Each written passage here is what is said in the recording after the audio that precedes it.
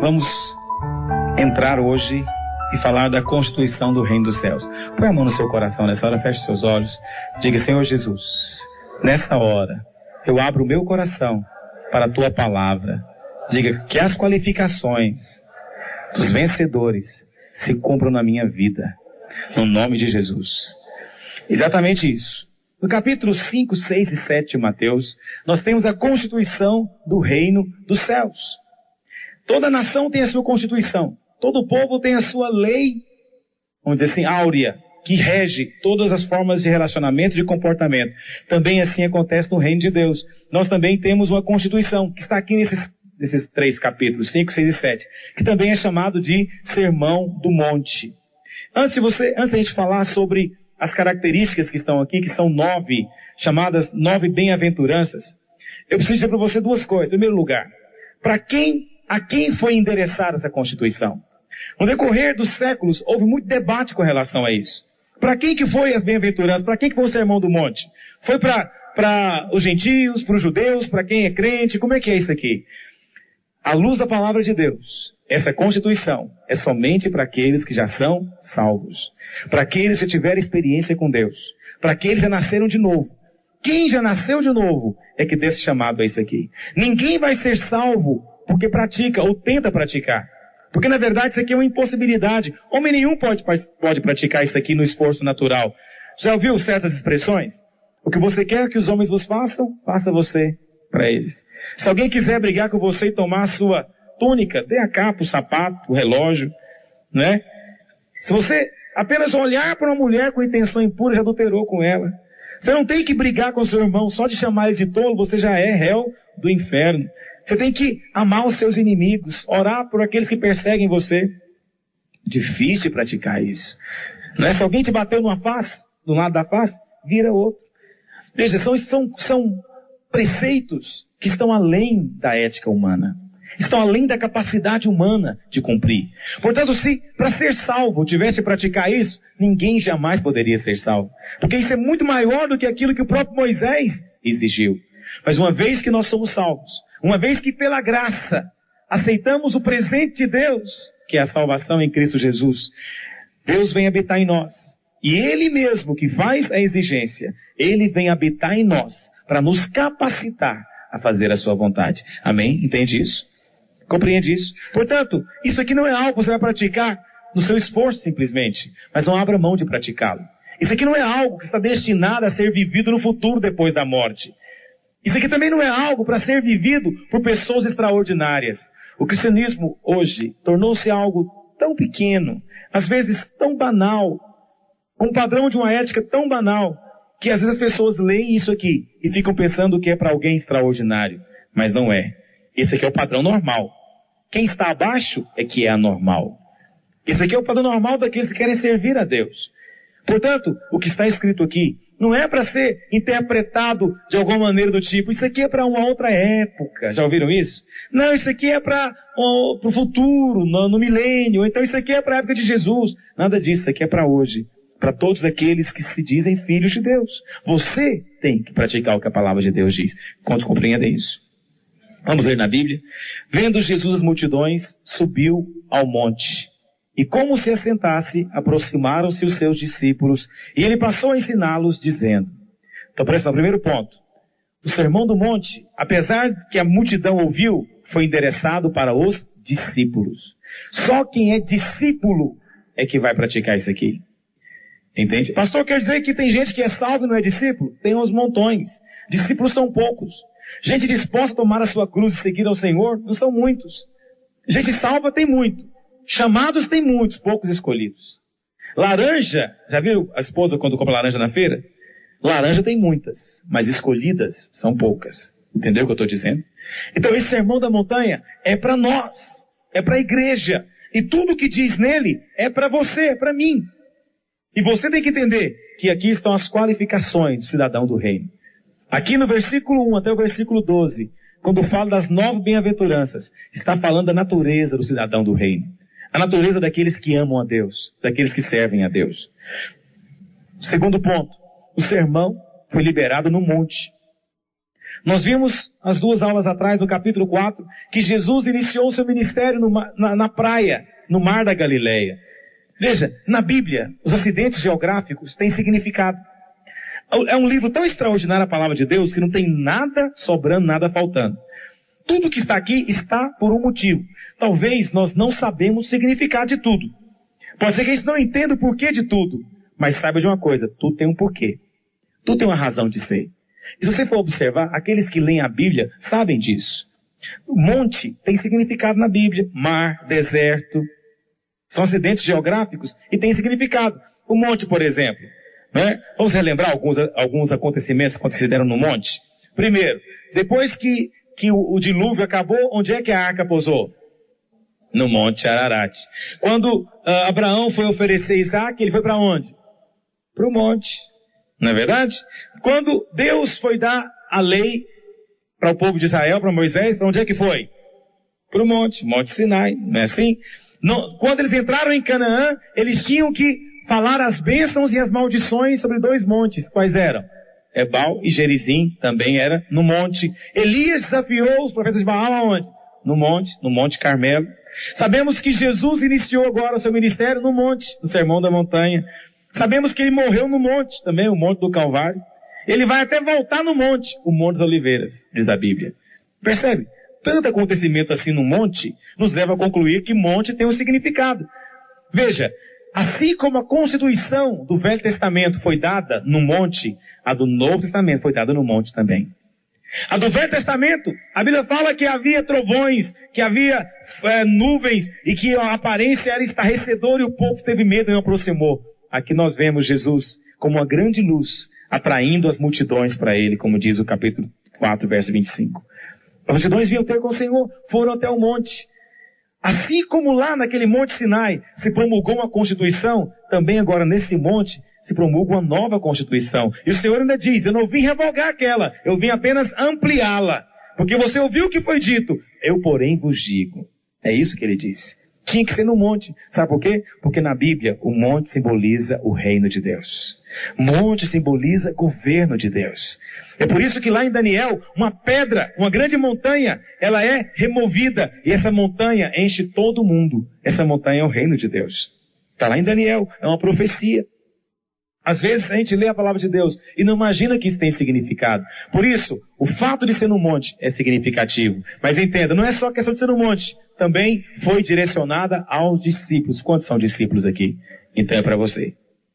Primeira bem-aventurança diz assim: bem-aventurados os humildes de espírito, porque deles é o reino dos céus. O que significa essa bem-aventurança?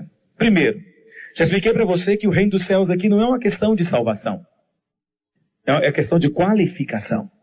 É uma questão de ser encontrado diante de Deus qualificado para sentar-se no trono, para julgar as nações, para governar sobre as nações.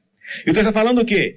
Que tem que ser humilde de espírito. O que é esse humilde de espírito? Algumas versões falam pobre de espírito. O que significa ser humilde de espírito? Primeiro, isso não é uma pobreza material, porque não há mérito na pobreza. Muitas pessoas pensam que Deus ama mais o pobre do que o rico. Deus ama a todos igualmente. Acontece que o pobre, que não tem a quem recorrer, o pobre, na hora do aperto, não tem para quem clamar, quem é que ele clama? Ele clama a Deus. É por isso que no Velho Testamento, o pobre tornou-se às vezes um sinônimo de uma virtude.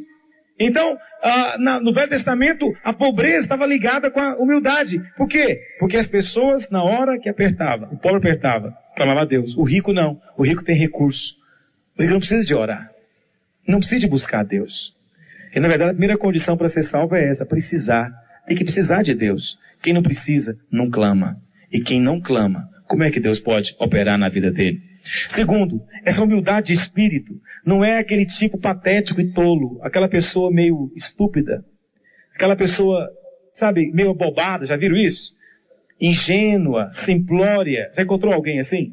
Que não fala coisa com coisa, que está sendo no mundo da lua, voado. Não é esse que é humilde de espírito. Aliás, essa expressão é até usada, muitas vezes, como depreciativa. O fulano é pobre de espírito mesmo, né?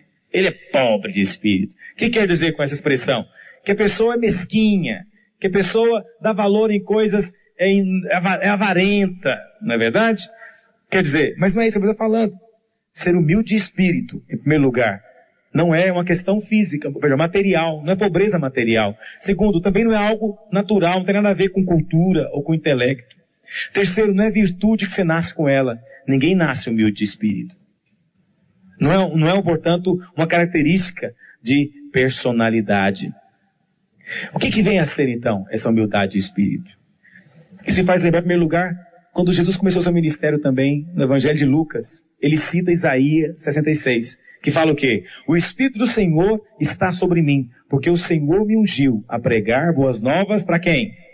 Os quebrantados. Primeiro começa com quebrantados. O Evangelho é para os quebrantados, para o contrito. Isaías 57 fala que Deus é o Deus eterno, que habita nos altos céus, mas também habita com quem? Com o contrito, o abatido de espírito. Alguém fala, pastor, mas como é que é isso? Sabe, meu querido, o grande segredo da unção é contrição. Quem nunca se contristece também não percebe a unção de Deus. Tem gente que nada toca ele. Tem gente que nada atinge ele. A primeira característica do homem de Deus que entra no reino é que ele tem um coração contrito, quebrantado. Segunda coisa, esse humilde de espírito tem a ver também, meu querido, com uma postura diante de Deus. Jesus certa vez contou a história, ou a parábola, não sei se é um fato ou se é uma parábola, mas o Senhor contou a história de um publicano, pecador, e um fariseu, que subiram no monte para orar. Os dois subiram para orar. E o fariseu olhava de lado para o publicano e dizia, ó Deus, te dou graças, porque eu não sou um fracassado como esse sujeito do meu lado. Porque eu não vivo em pecado como ele. Mas eu sou fiel, dou meu dízimo, vou no culto todo domingo. Eu sou um crente fiel. E o publicano, a Bíblia fala, Jesus dizendo, não conseguia nem erguer a cabeça. Mas de cabeça baixa, ele batia a mão no peito e dizia, ó Deus, tem misericórdia de mim, que sou pecador. Jesus disse que esse desceu justificado do monte. Sabe por quê? Porque era humilde de espírito. Humilde de espírito é aquele que reconhece sua debilidade, sua limitação, sua pobreza. Sabe o que me lembra também? Me lembra lá em Apocalipse capítulo 3, no verso 17, conta a história de uma igreja, chamada igreja de Laodiceia. É interessante que essa igreja, ela falava algo, ela dizia, eis que sou rico e abastado, e não preciso de coisa alguma.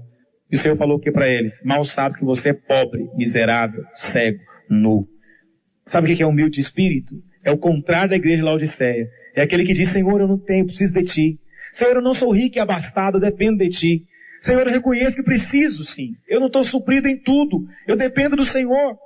Aqueles que acham que podem fazer, estão fugindo do padrão da constituição do reino.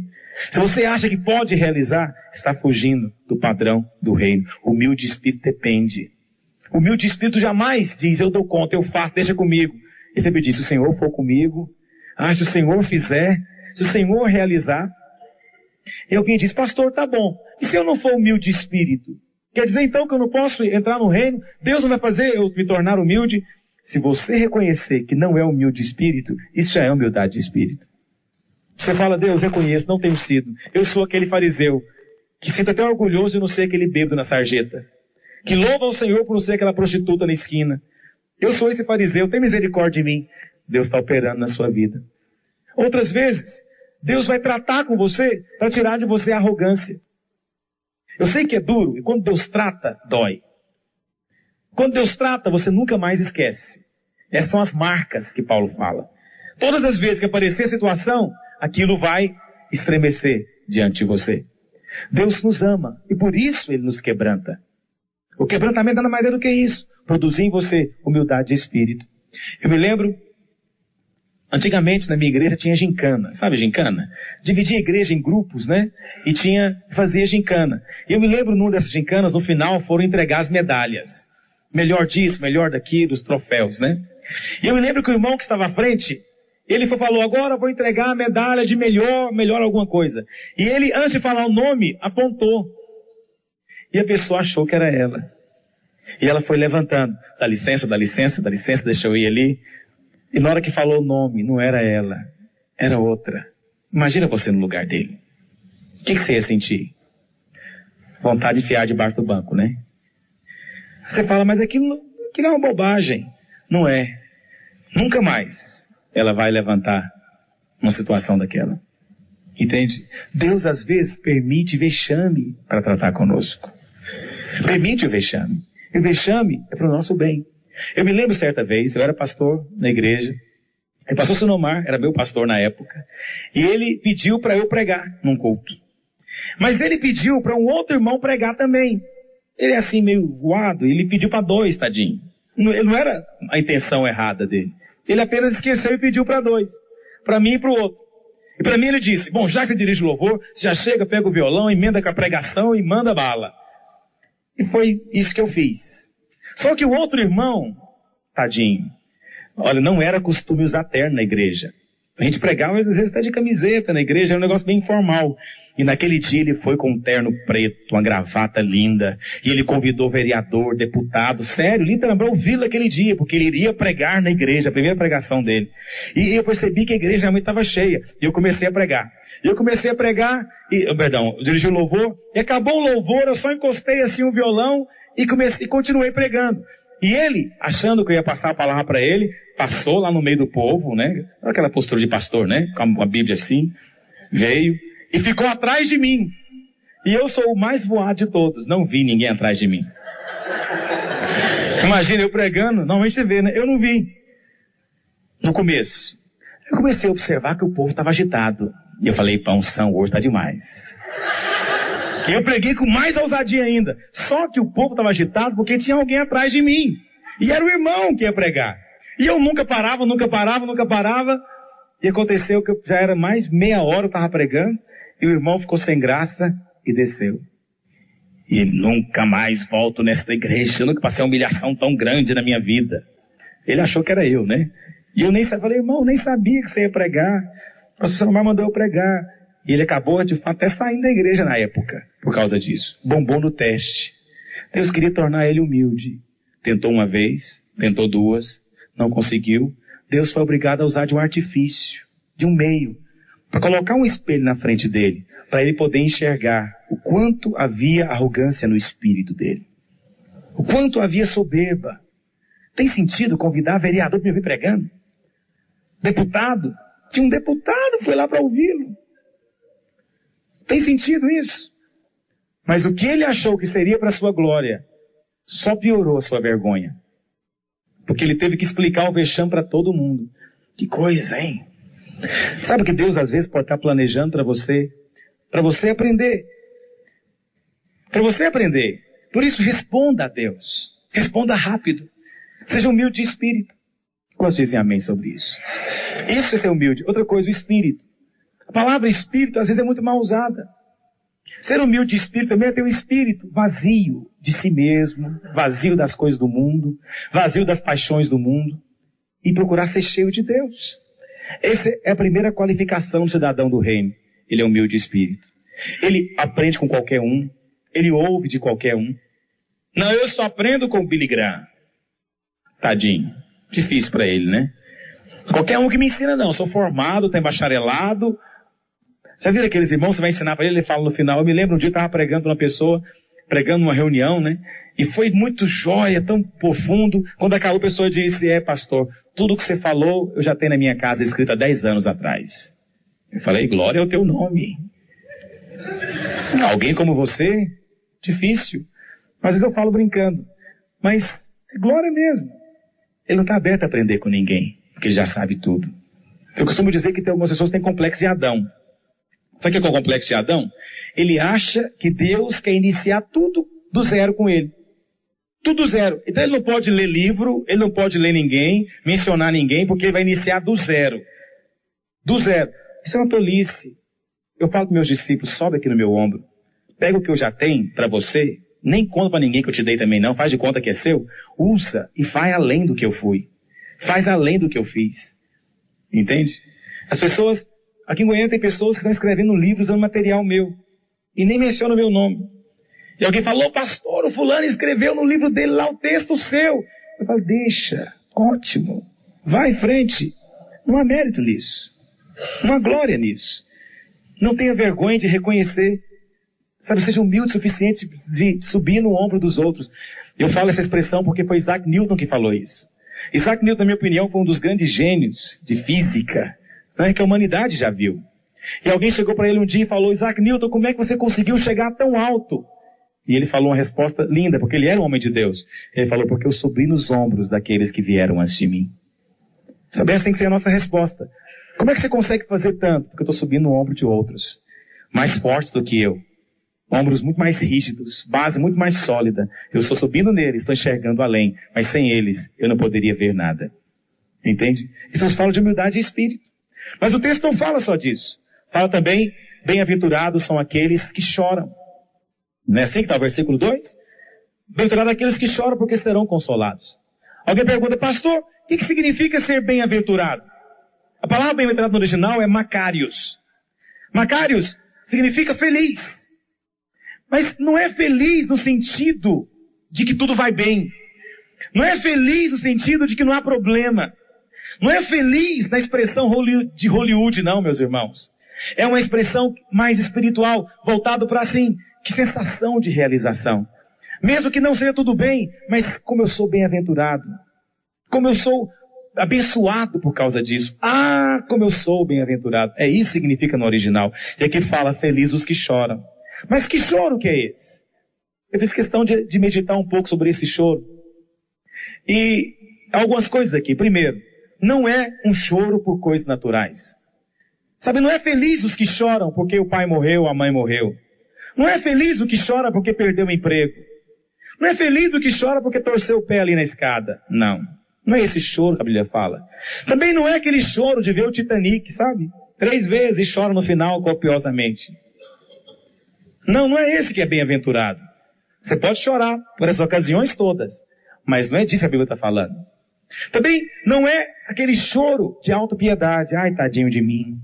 Como sou sofredor. Ai, que coisa mais triste. E ficar lambendo feridas. Também não é disso que a Bíblia está falando. Primeiro, Jesus chorou.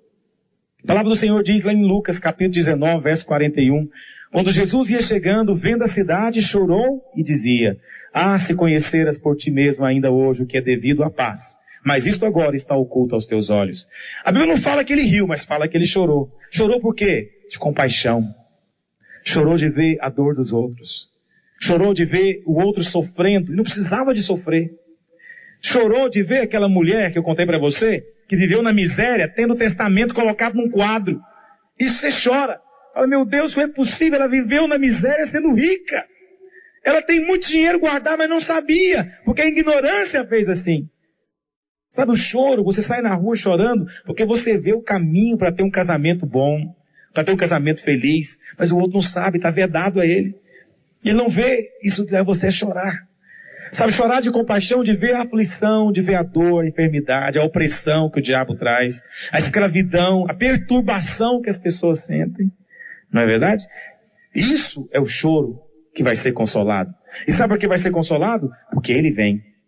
E quando ele vier, diz a Bíblia, ele vai enxugar dos nossos olhos toda lágrima. Mas não a lágrima da autopiedade. Não a lágrima simplesmente daquele que tem dó de si mesmo. Não, mas aqueles que choraram por causa do seu próprio pecado. Choraram pela sua condição. Choraram e disseram: Deus, me muda ou eu morro. Esse é o choro. O choro daquele Jacó que falou: o Senhor me muda, me transforma ou me leva. Sabe, é aquele que chora pela sua limitação. É aquele que chora porque não consegue expressar. Quantas vezes tenho chorado por causa disso? Porque há tanta coisa que explode no meu espírito, quando eu vou falar não sai nada. E eu choro na minha casa. E eu choro de vontade que as pessoas entendam e vejam e a luz venha sobre elas. Mas eu sei que eu vou ser consolado, diz a palavra de Deus. Eu sei que eu vou ser consolado porque eu estou chorando porque eu tenho fome e sede de justiça. Eu estou chorando porque eu sou um pacificador e estou vendo a guerra. Sabe, eu estou chorando porque sou perseguido por causa da justiça, e eu choro porque eu tenho misericórdia desses que estão me perseguindo, porque eles não conhecem, na verdade, a luz do Evangelho de Deus. Estou chorando porque eu tenho, sabe, no meu espírito anseio pela libertação, pela salvação. Esse choro faz diferença. Mas quantos choram por causa disso? Mas lembra, não é um choro. Você pode chorar sem estar triste. Você pode chorar sem estar melancólico. Você pode ter um choro grave e sério sem ser sombrio. Sabe, soturno, aquela pessoa fechada, frio, distante. É um choro, mas não é um choro miserável, que deprime, que abate. É o choro que inspira, é o choro que levanta, é o choro que muda a vida do outro. Deixa eu dizer algo para você. Quando tudo mais falhar, tenta chorar. Tenta chorar. Já ouvi tanta história sobre isso, mas duas em particular marcou muito. Uma aconteceu comigo e outra aconteceu com uma pessoa, um membro da nossa igreja. Ele tinha tentado tudo com os filhos. Um dos seus filhos em particular, muito difícil. E ele tentou brigar, tentou fazer ameaça, tentou cortar a mesada, tentou de tudo. E não conseguiu nada. Um dia chegou para o filho e falou: meu filho, e começou a chorar. Tenho feito tudo por você. O que eu posso fazer agora é chorar por você. Por favor, não vá por esse caminho, é caminho de morte. Eu não quero ver você morto. Ele conta que aquelas lágrimas convenceram o filho. Porque chorou de amor. E aconteceu isso comigo um dia com o irmão. Sabe, pastor tem que chorar pela sua igreja para ser consolado. Muito pastor quer ver a igreja crescendo, mas nunca chorou pela igreja. Nunca chorou por causa dos irmãos. Eu me lembro de um irmão, puxa, como esse irmão era inconstante. Como ele caía, levantava, caía, levantava, caía, levantava. E não, já tinha tentado de tudo. E eu me lembro que um dia eu estava exortando ele. Ele tinha dado uma briga com a mulher, tinha quebrado a cara da mulher, literalmente. Eu cheguei para ele e falei: olha, meu desejo era de mandar você para a cadeia. Eu queria que você fosse preso. Mas eu quero te pedir hoje, eu quero implorar diante de Deus, muda de vida. Amamos você. Não temos poder para mudar você. Se eu tivesse poder na sua cabeça, eu enfiaria a mão lá dentro, tiraria tudo aquilo que é trevas. Mas eu não tenho esse poder. E eu comecei a chorar. E ele dizia: pastor, não chora perto de mim. Pelo amor de Deus, não chora perto de mim, não. Eu falei: mas eu não posso me conter. Porque eu não tenho recursos. Eu me sinto totalmente limitado, desesperado. Como é que eu posso ser seu pastor? Eu não consigo ajudar você. E ele depois me contando: sabe, pastor, toda vez que eu lembrava dos irmãos chorando por causa de mim, aquilo me quebrantou. Porque você não tem nada a ver com a minha vida. Você não precisava estar lá. Eu não sou nada seu. Mas você foi lá e honestamente mostrou. Sabe que isso mudou a vida dele depois? Lágrimas têm poder de mudar histórias. Toque o céu se você quer mudar a terra. A terra só muda quando você toca o céu. Essa é que é a verdade. Há muitos que choram, mas não choram pela causa certa. Chore da maneira certa e você vai ser consolado. Porque ele está vindo. E quando ele vir, ele vai limpar dos nossos olhos toda lágrima. Você crê nisso? Eu creio nisso. Eu quero ser um cidadão do reino. Eu quero ser qualificado. A primeira qualificação é: seja humilde de espírito. A segunda é: chore o choro de Deus. Chore o que está no coração de Deus. Compartilhe daquilo que vai no íntimo de Deus. Compartilhe dos encargos, dos pesos que vai no coração do Pai. E você vai ser consolado. Quando dizem amém nessa noite? Feche seus olhos. Senhor, nesta hora, nós entregamos as tuas mãos, as nossas vidas. Que de fato, ó Espírito Santo Consolador, tu venhas confortando, consolando o coração das vidas que estão aqui nesta hora. Para a tua glória, ó Deus. Sabemos que tu fazes isso, tu confortas. Pai, e que assim sejamos qualificados para o teu reino. Em nome de Jesus. Amém.